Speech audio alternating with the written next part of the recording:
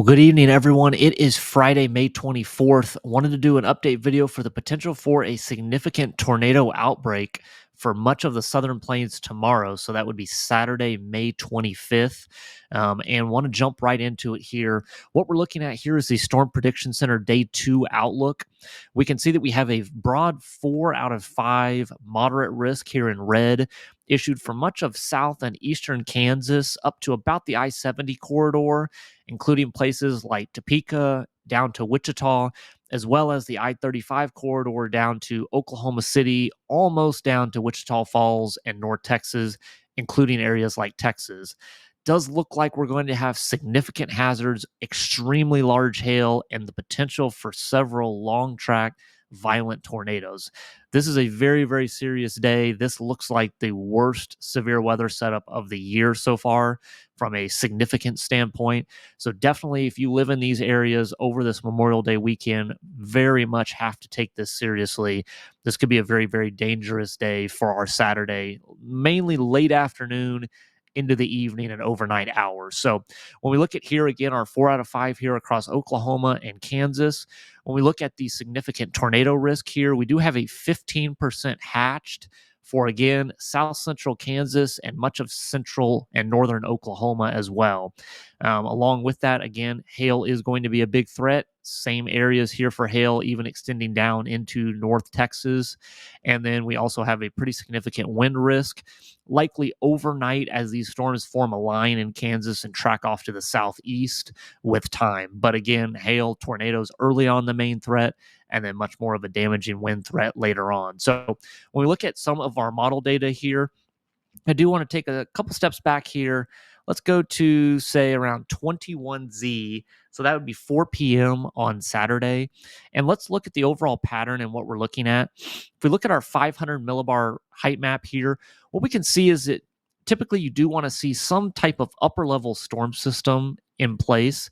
And so what we can see here is these pinkish purple colors. That's our faster wind speeds coming over the panhandles of Texas and Oklahoma into Kansas here about 4 p.m. tomorrow. And then what you can also notice is what we would call a couple shortwave troughs.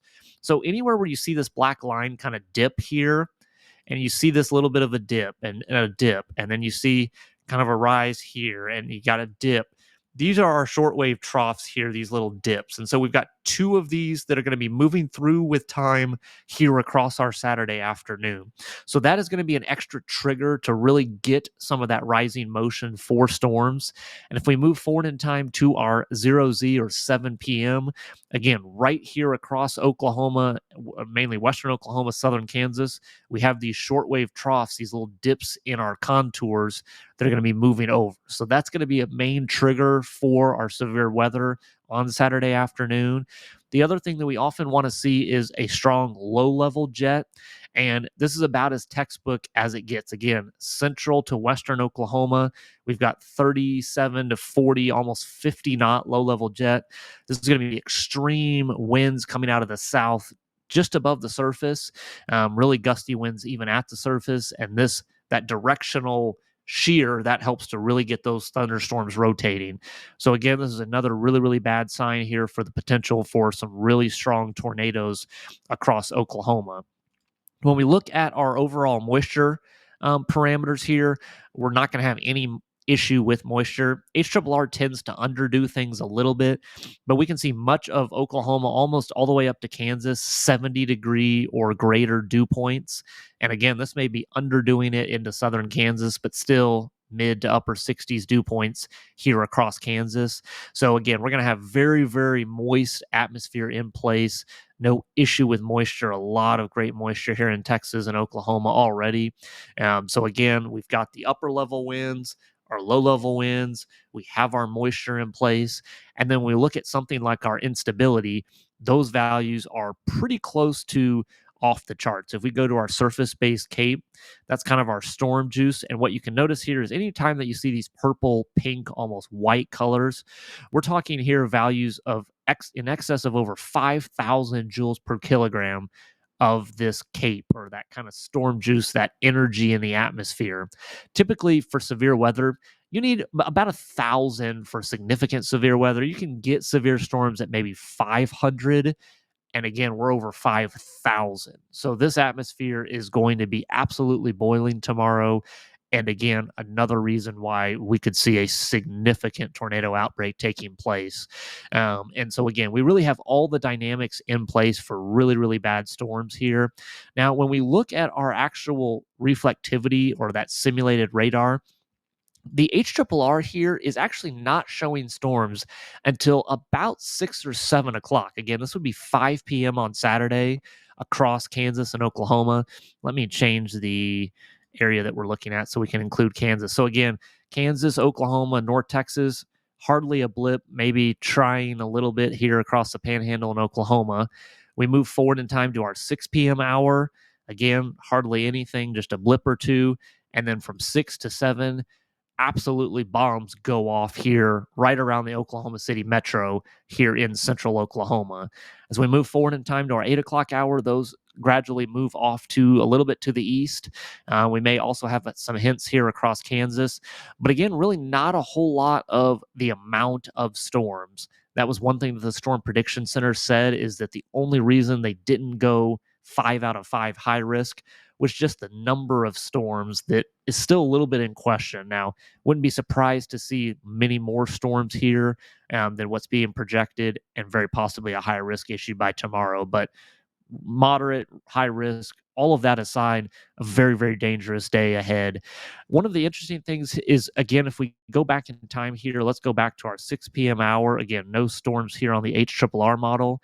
If we look at the 3 kilometer NAM, so another model that we have for the same time period, we actually do have a good number of storms here across the eastern Texas panhandle, Oklahoma panhandle into southwest Kansas. And some of these would likely be tornadic as well. Now, what's interesting is, again, there's more storms with this model, as well as it's much further west. The 3 kilometer NAM has storms kind of firing back here. Whereas, again, about an hour later, the HRRR shows around the I-35 corridor. So we still do have a decent amount of difference between the models on exactly where storms will fire. That's why I would say anywhere from really the eastern panhandles here and southwestern Kansas all the way to around the I-35 corridor have to be ready right from the beginning, and then places eastward as we go later into the day Saturday and into the overnight hours Saturday. So again, still some differences to be worked out here. We're about to get some new models, so we'll see what those show this evening. But no matter exactly where the storms fare, if you live anywhere from really, again, this area here, kind of eastern panhandles to much of Oklahoma and Kansas, you need to take Saturday very, very seriously. I can't stress that enough, especially with Memorial Day weekend. Lots of people going to lakes and state parks and barbecues and things like that. It'd be very easy to get caught off guard with really, really dangerous weather taking place. So, again, hopefully this update was helpful. I am going to be out there chasing tomorrow, likely somewhere up in Oklahoma. But again, trying to stress that this could be a very, very dangerous day. Could be all the factors are there for sadly a historic tornado outbreak. So, want you to take this seriously. Make sure you have a way to get watches and warnings no matter where you are, and definitely stay tuned to those updates from the National Weather Service and the news and places like that. So, I will be live when I'm out there chasing. Definitely could see some crazy things tomorrow. But again, hope this update was helpful. Hope everybody stays safe this Memorial Day weekend, and I'll see you back here for the next video.